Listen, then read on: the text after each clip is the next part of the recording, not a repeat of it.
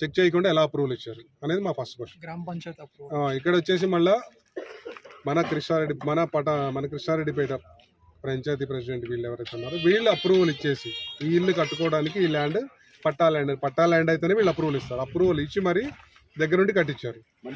ఇప్పుడు వచ్చేసి అదే వ్యక్తులు ఇప్పుడు వచ్చేసి మాట్లాడేసి మీరు దీన్ని హైలైట్ చేస్తున్నారు, ఇష్యూ హైలైట్ చేసి మీరు గెలుకుతున్నారు, గెలకబట్టే ఇంత దూరం వచ్చింది అంటారు. గెలకబట్టే అంటే మీరు అప్రూవల్ ఇస్తారు, గవర్నమెంట్ ల్యాండ్లకి కట్టిస్తారు, జనాలకు అమ్ముతారు, జనాలను నిట్టేట ముంచుతారు, రోడ్డు మీద వదిలేస్తారు. పిల్ల జిల్లాలతో మేము అందరం 6 నెలల నుంచి రోడ్ల మీద తిరుగుతున్నాం. ఎక్కడెక్కడికి ఎంఆర్ఓ ఆఫీస్కి, ఆర్డీఓ ఆఫీస్కి, కలెక్టర్ ఆఫీస్కి, మన హెచ్ఎండిఏ ఆఫీస్కి కూడా వెళ్ళాం. ప్రతి చోటకి వెళ్ళేసి మేము రిప్రజెంటేషన్లు ఇచ్చేసాం, ప్రతి చోట చూపించాం. ఇప్పుడు వచ్చేసి మాది గవర్నమెంట్ ల్యాండ్లో ఉంది అంటే ఇంతకుముందు ఏం చేసే ఈ వ్యవస్థలన్నీ ఎక్కడికి వెళ్ళేది అంటే భూమి తిరిగినప్పుడు మన శాటిలైట్లు తిరుగుతున్నట్టు మన మ్యాప్ కూడా తిరుగుతుంటుందా? దీనికంటే ఒక హద్దులు ఏముండవా? ఎలా న్యాయం చేస్తారు మాకు? ఇవన్నీ మాకు వచ్చిన తర్వాత మేము ఏం చేసినాం, ఆ డెవలపర్ దగ్గరికి వెళ్ళాం. బాబు ఇది గవర్నమెంట్ ల్యాండ్లో ఇల్లు కట్టాం, మీరు మాకు ఏం న్యాయం చేస్తామని చెప్పేసి వెళ్తే ఆయన వచ్చేసి మాకు ఎంఓ ఇచ్చాడు.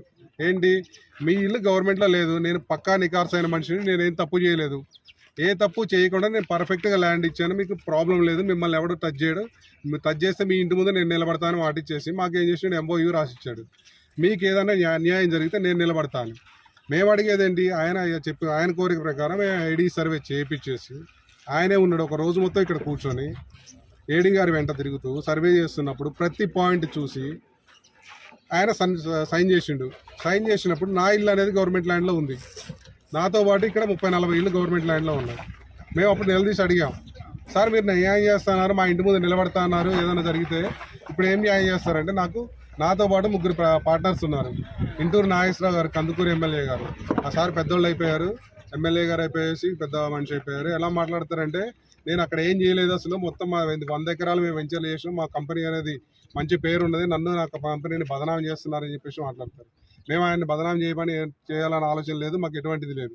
మేము అడిగేది ఆయన ఒకటే, అయ్యా నేను కొనుక్కున్నది కష్టజీవిని, నేను రైతు కుటుంబం నుంచి వచ్చా, తినక నేను నెలకు ₹1,00,000 ఈఎంఐ కడుతూ నా ఇంట్లో ఉంటున్నా, నా ఇల్లు అనేది ప్రైవేట్ ల్యాండ్లో ఉందని మీరు నిరూపించేసి నాకు ఒక డాక్యుమెంట్ ఇప్పించండి. నిజంగా అయితే మీరు ఎటువంటి నిర్ణయం చేయకపోతే అప్పుడు మేమే వస్తాం, ద్వారా మీరు మంచి పని చేశారు, మీకు నా కాలు మొక్కుతాం, మీరు మంచి పని చేశారు, మా ఇల్లు గవర్నమెంట్ ల్యాండ్లో లేదు పట్టా ల్యాండ్లో ఉందని మేము ఒప్పుకుంటాం. అది లేని పక్షంలో మీరు ఏదైతే అగ్రిమెంట్ రాసిచ్చారో దాని ప్రకారం మాకు న్యాయం చేయండి అని చెప్పేసి మేము డిమాండ్ చేస్తున్నాం. అంతకు మించేసి వేరే ఏం లేదు. Thank you for coming here. నా పేరు అనిల్ కుమార్ అండి. నేను రెయిన్బో మిడాస్లో నేను ఇల్లు కొనుక్కోవడం జరిగింది 2021లో. మేము 2021లో ఇల్లు కొనుక్కున్నప్పుడు మాకు